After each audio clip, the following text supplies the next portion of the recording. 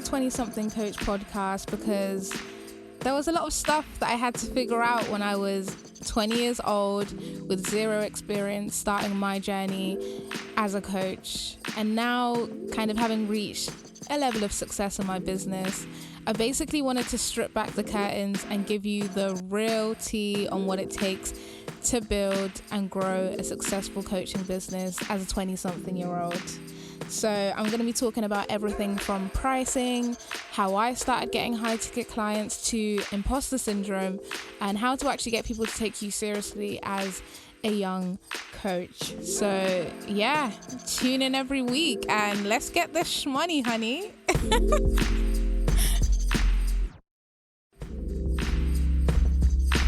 Welcome to the 20-something coach podcast. My goal with this show is to strip back the curtains and give you all the tea on how you can launch and grow a successful coaching business as a 20-something-year-old. And in case we haven't met, I'm your host Mayfair, business and mindset coach, author, content creator, and speaker. It's so good to have you here, and I hope you get a ton of value from this. And if you are a new or aspiring coach, you can grab my free launch checklist to make sure you have everything you need to launch your business and start getting those clients. Okay, so you guys know that to kick things off, I had to start with a somewhat controversial topic, and that is money. Well, it's controversial, maybe controversial for some, but I don't think it should be a controversial topic, because I'll be the first to say that if you are a coach and if you are in this work or thinking about getting in this work, you absolutely have to be about service, right? You absolutely have to be about helping people first, because it's a lot of work. Not only, the business element, but actually the energy that it requires and really holding that space for people to transform and achieve their goals. So don't get me wrong, like when I talk about money today and anywhere else on this podcast, it's important, 100% it's important if you're starting a business, but first of all, your heart kind of has to be helping people, and I hope that you guys do see that. But nonetheless, like I said, money is super important, because at the end of the day, we're talking about running a business, right? And if you ain't making money, you have an expensive hobby, right? So we have to have this conversation about making money. And that's what I want to talk about today in this first episode, because why not kick things off with a bang? And in particular, I want to talk about pricing and how I actually tripled the price for my one-on-one coaching literally overnight, right? So today I'm going to be talking about how I did that and why I actually did that. So to give you a bit of a quick backstory on my story and my journey into coaching, it was January 2018. That was just like kind of a huge year for me. But anyway, January 2018, I will do another episode kind of giving you the backstory. But where it kind of began was I was kind of just in the kitchen speaking to one of my housemates. And I was just giving her advice, because that's what I love to do. Like I've got a problem solving mindset, and I will always offer, I love, when someone tells me about a goal, my thing is, okay, cool, how can I creatively provide solutions to help this person achieve it? And that's essentially what you do as a coach. So anyway, having a conversation with my housemate, and she says to me, would you be my life coach? And I had never even really heard of the term life coach before then, right? Like I kind of knew what it was, but I didn't know too much about it, basically. So I got a bit curious, and I just Googled what is coaching, because at the time I was studying law, going into my final year. I was studying law, but it wasn't really fulfilling me. Like I knew I wanted something different. So anyway, I researched coaching, and then long story short, after researching, I was like, yeah, this is exactly what I want to do. So kind of like from January to April, kicked myself straight into just working with people for free, who I knew were doing amazing things. And then in April, I hired my own coach, who was amazing, Emily Gallagher, Conscious Boss. And then through working with her, I actually launched my coaching business officially. And then I started taking paid clients in June of 2018. And then in September 2018, I actually made the decision to take a year out of my law degree, focus on business, and go to New York and launch a book all in the same year, all in the same month. In fact, I decided to do that. So for the last kind of year, I've been sort of full-time in my business. Now, bringing it back to the idea of tripling my prices. So at the time, it was in October, and I remember really, really vividly how it happened. So again, like I was saying, I just kind of moved to New York and was full-time in my business, so was spending a lot more time on it. And I had a consultation scheduled the following day with someone for my coaching services. I met her at an event while I was out in New York, and I was preparing the proposal and preparing like the sales call for her. And then something in me was like, Mayfair, you need to raise your prices. So I did like a lot of journaling, and I was like, the price that came to me first was kind of crazy, like for me and the level of experience that I kind of felt that I had at the time. It was triple what I was charging, in fact, and it was a four-figure amount before I was charging three figures. We can talk about numbers properly in another episode because, like I told ya, I want to give you the real tea. But anyway, I had a consultation with this lady the following day, and as I was preparing for it, something in me told me, I didn't want to say something in me told me, I just felt I should raise my prices. So I asked myself, okay, cool, what price feels in alignment? Which is the question that you really need to ask, by the way, if you're thinking about pricing. What price feels in alignment, and what would I be excited to work for? So cool. Tripled my prices, went on the sales call, was absolutely like petrified. Like I was like, who the hell am I to be charging this? Like literally yesterday, um, like literally yesterday, my prices were like way lower.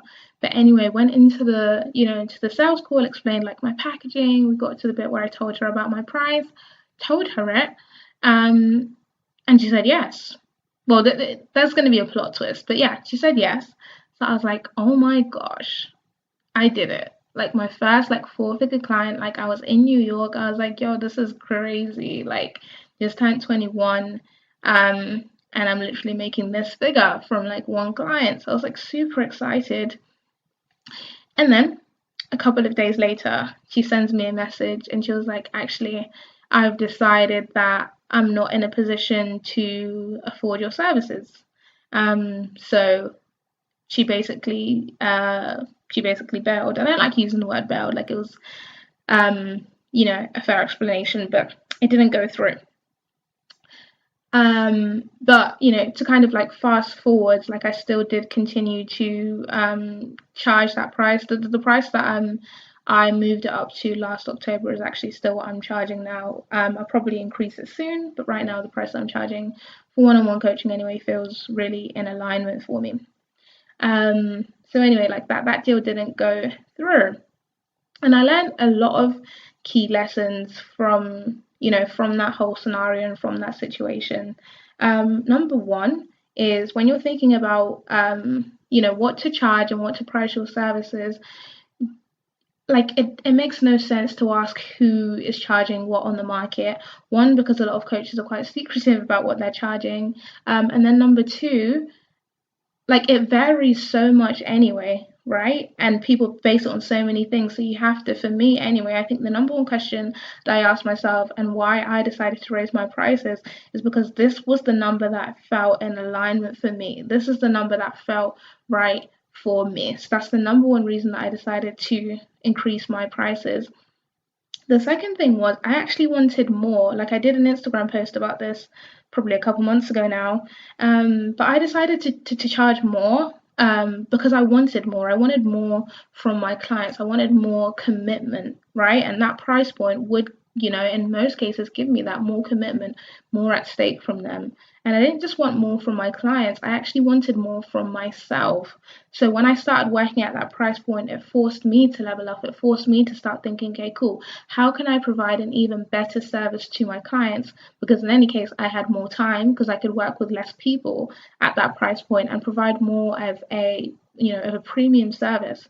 So those are two things. Number one, I tripled my prices because that's the number that felt in alignment to me. And then number two, I wanted more, from my clients, and I also wanted more from myself. And in terms of the house, so like I said, that first kind of high ticket client that I got it, and then like it didn't stay. Like the deal fell through 2 days later, and I learned a key lesson about that as well. That if you are charging a higher price, if you are thinking about going into high ticket coaching, then you also have to be a vibrational match for it. And at that time, when I got that client, I felt lucky. I was like, oh my gosh, like I don't deserve this.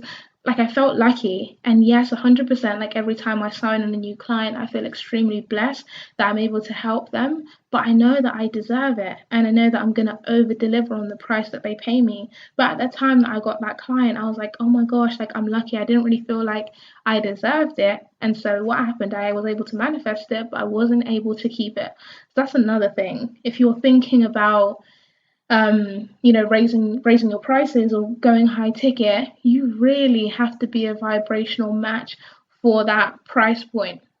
There's like a mindset difference between a coach who charges high ticket and a coach which doesn't, right? At least there should be, and people can actually feel it. I've noticed when they're on a sales call with you, and if you've ever been on a sales call, with someone who you've been interested in their services, you'll notice there's like it's something that you can just kind of feel, right? Like when someone, how do I say, when someone kind of just feels premium, like when someone feels like they are worth the price that they are charging. So I realized for me, I raised my prices, yes, overnight, but it required me to do a lot of mindset work. It required me to do a lot of inner work in terms of like believing that I could charge that amount. Because, this is called the 20 something coach podcast. So what I said was, I was really, really keen to, through this podcast, talk about some of the unique challenges that actually come with being a young coach. And one of those is actually feeling like you don't deserve to be making the money that other coaches do. And that's a big thing that I faced off with. I was like, well, if I'm 21 and I'm charging this much and I could potentially be making X amount a month, I kind of feel like I don't deserve that. Like, I think, especially if you've kind of like been brought up in a household like where you've seen people around you work so hard and so many hours, and I was like, no, I don't deserve this. I had a real limiting belief about how much I actually deserved to make because of my age and because of what I saw around me. So I had to do the work to believe that I deserved to charge that much. And then alongside the inner work, that was the business work, right? The nitty gritty work, which is what I always say to people. The number one way to overcome imposter syndrome is to do the damn work. Like, of course, you feel like a phony if you work on your craft 2 hours a week and then you try and slap coach on your bio.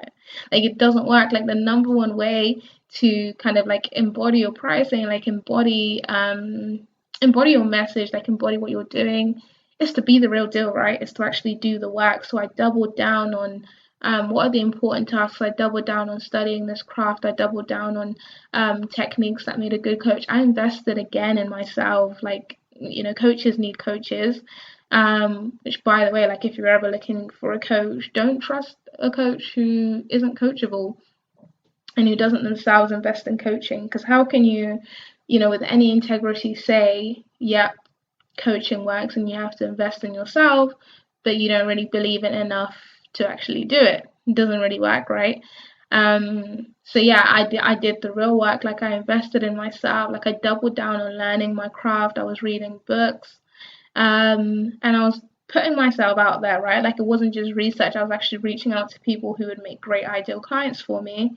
And I think through that process, I then became a vibrational match for the price that I was charging. And so now when I jump on a call with a client and I tell them my price, I don't waver, right? Like I know that not only do I deserve to charge that much, but I'm going to absolutely over deliver on what I'm charging that client. And I know the money is just a small, it's just a small fraction of the value that I'm actually offering my client, right? And that's the big difference to that first time I jumped in a sales call and told the client, hey, it's going to be X amount of pounds to work with me. I managed to manifest it, but I didn't manage to keep it. So it's not just about charging a high ticket, it's about becoming a high ticket coach, right? And by the way, when we talk about high ticket, I'll probably, let me know like if you want an episode on the different kind of pricing models that you can have as a coach. I probably will do a video on it anyway. But when we're talking about high ticket work, I think it kind of depends what you're charging, but I think we're probably talking about between the 1,500 upwards range when we're talking about high ticket, and that's for 3 months of coaching, I guess, which is what most coaches do. That's what I offer anyway. But yeah, it's not just about charging high ticket, it's about actually becoming high ticket, right? Because anyone can attract almost any experience, I truly believe.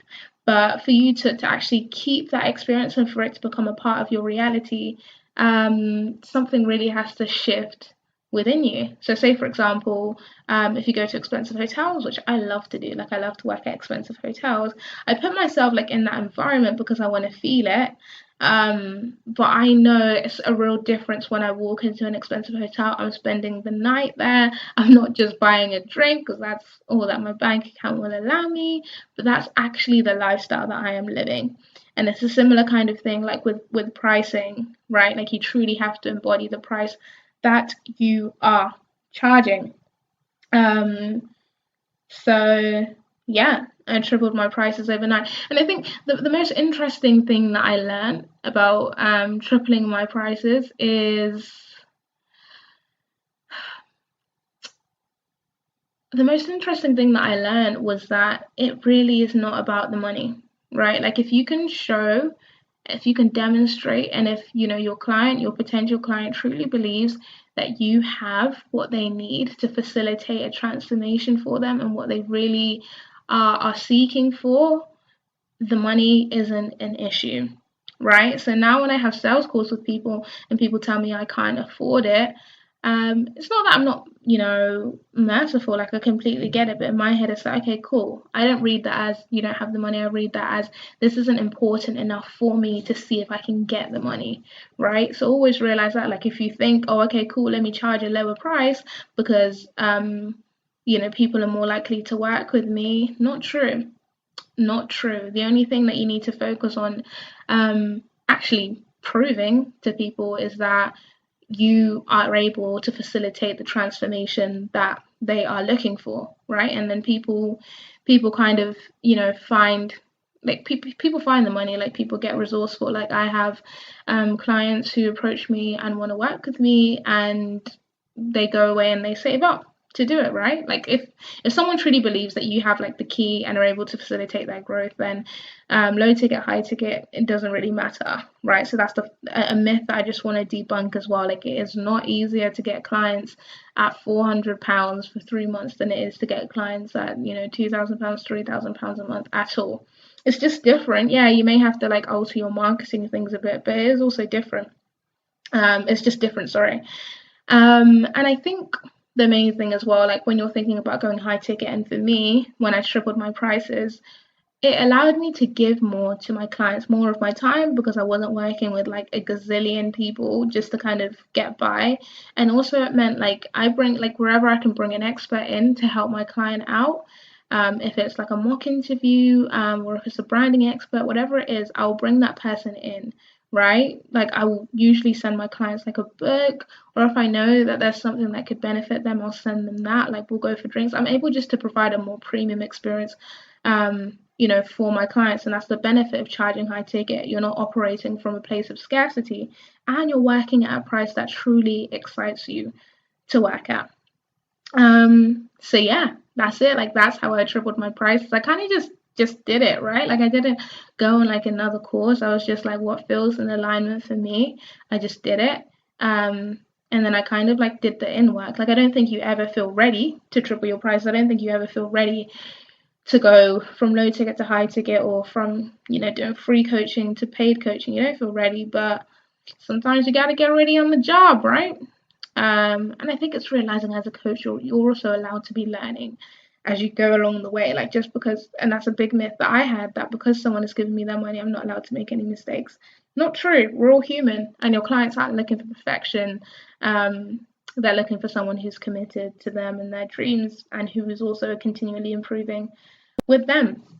So yeah, I hope that was helpful for you guys. And let me know, like, if you are charging a high ticket, how did you make that switch? Or if you're thinking about raising your prices, and kind of like you want some advice on it, please feel free to message me. Like, I want this to be really interactive. Like, you can find me mainly hanging out on Instagram underscore Mayfair, and yeah, that's literally the main way. Like, shoot me a DM on Instagram, or drop me an email. But like, I want to have conversations about this stuff. That's why I started this podcast. um but yeah, man, get your Thank you coin. so much for Get your tuning into coin. this episode and being a part of this tribe. And if you enjoyed this episode, please do share and leave me a review. It would mean the world to me. And until next time, let's get the shmoney, honey.